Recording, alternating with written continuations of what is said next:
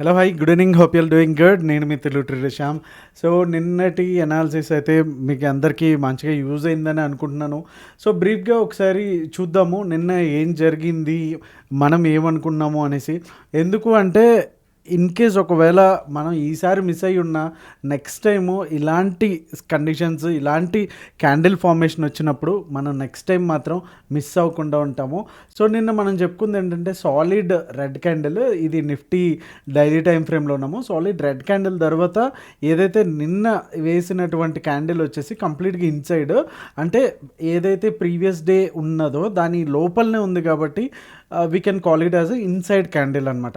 So ఎప్పుడైతే ఈ inside range break అయితే అవుతుందో అటు సైడ్ మనకి మంచి మొమెంటం వస్తుంది అనేసి మనం నిన్న అనుకున్నాము. సో సేమ్ దీంట్లో అయితే ఎక్స్పెక్ట్ చేసినట్టు వచ్చింది. ఇదే సేమ్ థింగ్ నిఫ్టీలో కంటే బ్యాంక్ నిఫ్టీలో ఇంకొంచెం, సో ఇంకా ఎక్కువ ఫాల్ అయితే నిఫ్టీలో కంటే బ్యాంక్ నిఫ్టీలో అయితే వచ్చింది. ఇక్కడ గమనిస్తే మనకి ఇన్సైడ్ క్యాండిల్ ఇది, అండ్ ఎప్పుడైతే ఈ లో బ్రేక్ అయిందో అప్పుడు కంప్లీట్గా ఇక్కడ నుంచి ఈ రేంజ్ చూసుకున్నా సరే మనకి ఓవరాల్గా డే వైజ్గా చూసుకుంటే 600 పాయింట్స్. బట్ ఇక్కడ మనకి ఏదైతే ఆ డే లో క్లోజ్ అయితే వచ్చిన పాయింట్స్ వచ్చేసి 580 పాయింట్స్. సో మ్యాక్సిమం ఒకవేళ అప్ సైడ్ వెళ్ళినా అదొక 20-30 పాయింట్స్ మిస్ అయినాయి తప్ప మనకి ఎండ్ ఆఫ్ ది డే వరకు ఉంటే కనుక 581. సో మనం మినిమం ఒక హాఫ్ క్వాంటిటీ పట్టుకున్న 300 పాయింట్స్ అనేది ఆరామ్సే వచ్చింది. అలాగే రేపు బ్యాంక్ నిఫ్టీ ఎక్స్పైరీ లెవెల్స్ ఏంటి, నో ట్రేడింగ్ జోన్ ఏంటి, అండ్ బీటీఎస్టీ ఏమి ఇచ్చాము, ఓఏ డేటా ఏం చెప్తుంది అనే విషయాలు తెలుసుకుందాం. So let's get in to the వీడియోలోకి వెళ్ళే ముందు లైక్ చేయడం అయితే మర్చిపోద్దు. So welcome back. అండ్ ఈ ఏదైతే లెవెల్స్ ఏవైతే ఉన్నాయో మనం మార్నింగ్, మీరు కనుక టెలిగ్రామ్లో ఉండుంటే కనుక మనం మార్నింగ్ లైవ్ లెవెల్స్ అయితే ఇచ్చాము. ఈ సైడ్ అంటే అప్ సైడ్ అనేసి ఆర్ రెసిస్టెన్స్, ఇది వచ్చేసి సపోర్ట్ ఆర్ ఏదైతే ఉందో డౌన్ సైడ్ లెవెల్స్ అని మనం చెప్తా ఉంటాము. సో ఇక్కడ మనకి 558 పాయింట్స్ అయితే వచ్చింది. అండ్ టెలిగ్రామ్లో కనుక మీరు లేకపోతే ఖచ్చితంగా జాయిన్ అవ్వండి. సో లైవ్లో వ్యూస్ కానీ ఓఏ డేటాకి సంబంధించినవి కానీ అవి ఇవ్వడం జరుగుతుంది అనమాట. సో నిఫ్టీ మనం 15 మినిట్స్ టైం ఫ్రేమ్లో ఉన్నాము. ఓవరాల్గా మనం చూసుకుంటే 329 అండ్ 251 మధ్యలో అయితే కంప్లీట్గా నో ట్రేడ్ జోన్. సో రేపు చిన్న గ్యాప్ డౌన్ అయినా సరే ఈ రేంజ్లో ఓపెన్ అయినా అంటే అరౌండ్ 20 పాయింట్స్ ఆర్ ఇంకొక 30 పాయింట్స్, అంటే అరౌండ్ ఒక 50 పాయింట్స్ మైనస్లో ఓపెన్ అయినా సరే ఇక్కడ బౌన్స్ తీసుకోవడానికి అయితే ఛాన్సెస్ అయితే ఉంది. సో బీటీఎస్టీ పిఈ ఇచ్చాం కాబట్టి, సో హూఎవర్ టేకెన్ బీటీఎస్టీ ఈ లెవెల్లో నిఫ్టీ ఎలా బిహేవ్ చేస్తుంది అని చూసి దాన్ని బట్టి ట్రైల్ అనేది కొంచెం దగ్గరగా చేసుకోవడం అయితే బెటర్. అండ్ ఇన్ కేస్ ఒకవేళ 250 కూడా బ్రేక్ అయ్యింది అనుకుంటే కనుక ఏదైతే ప్రీవియస్ డే, అంటే మనకి ఈ రోజు రేపటికి వచ్చి ప్రీవియస్ డే అవుతుంది కదా, ఈ ప్రీవియస్ డే లో ఏదైతే ఉందో 22,240 లెవెల్స్ అది బ్రేక్ అయితే కనుక 22,195 వచ్చేసి మనకి ఫస్ట్ టార్గెట్గా ఉంటుంది. అలానే సెకండ్ టార్గెట్ వచ్చేసి 22,149, అలానే ఫైనల్ టార్గెట్ వచ్చేసి 22,052.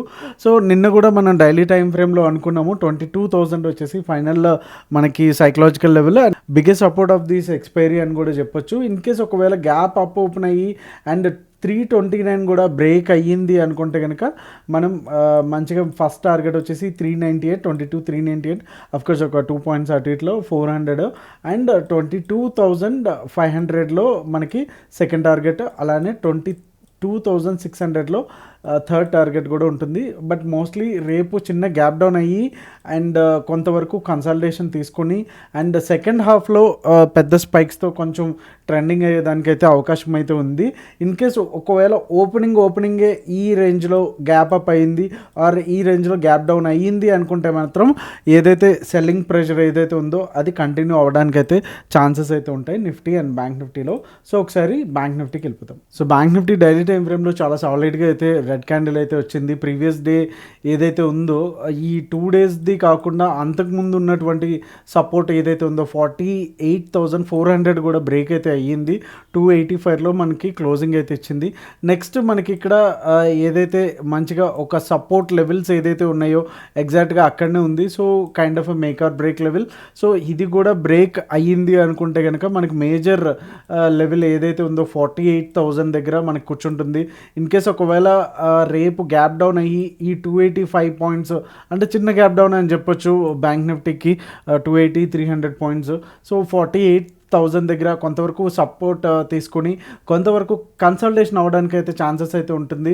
సో ఈ రేంజ్ కూడా 48,000 నుంచి 48,400 అంటే అరౌండ్ ఒక 400 పాయింట్స్ మధ్యలో కన్సల్టేషన్ అవ్వడానికి అయితే ఛాన్సెస్ అయితే ఉంటాయి. ఇన్ కేస్ ఒకవేళ గ్యాప్ అప్ అయితే కనుక 48,400 అయితే కనుక కొంతవరకు ఏదైతే మనకి ఈ రేంజ్లో అండ్ ఈ రేంజ్లో కాల్స్ ఎవరైతే షార్ట్ చేశారో వాళ్ళు ప్రాఫిట్ బుక్ చేసుకుని షార్ట్ కవరింగ్ రావడానికి అయితే ఛాన్సెస్ అయితే ఉంటుంది. సో నెక్స్ట్ ఏదైతే బిగ్గెస్ట్ రెసిస్టెన్స్ ఏదైతే ఉందో 48,800 అలానే నెక్స్ట్ 49,200. సో ఈ 2 లెవెల్స్ కూడా ఏదైతే 48,400 అండ్ 48K ఏదైతే ఉందో రేపటికైతే చాలా ఇంపార్టెంట్ లెవెల్స్. ఒక్కసారి 15 మినిట్స్ టైం ఫ్రేమ్లోకి వెళ్ళిపోదాం సో దట్ మనకి బయింగ్ జోన్ సెల్లింగ్ జోన్ ఏంటనేది తెలిసిపోతుంది, including no trade zone. So bank నిఫ్టీకి వచ్చేసరికి 48,432 అలానే డౌన్ సైడ్ వచ్చేసి 48,214 అయితే మనకి నో ట్రేడింగ్ జోన్ కంప్లీట్గా ఇక్కడ వరకు స్కాల్పింగ్ వరకు రావడానికి అవకాశం అయితే ఉంది. అండ్ మార్నింగే బ్యాంక్ నిఫ్టీ గన 48,200 కూడా బ్రేక్ చేసి 15 మినిట్స్ క్లోజింగ్లో ఉంది అనుకుంటే కనుక మనకి ఫస్ట్ టార్గెట్ 48,000 అలానే సెకండ్ టార్గెట్ వచ్చేసి 47,600 అలాగే థర్డ్ టార్గెట్ వచ్చేసి 47,194. సో ఈ 200 బ్రేక్ అవడం అనేది చాలా క్రూషియల్ రేపటికి బ్యాంక్ నిఫ్టీలో పర్టికులర్గా.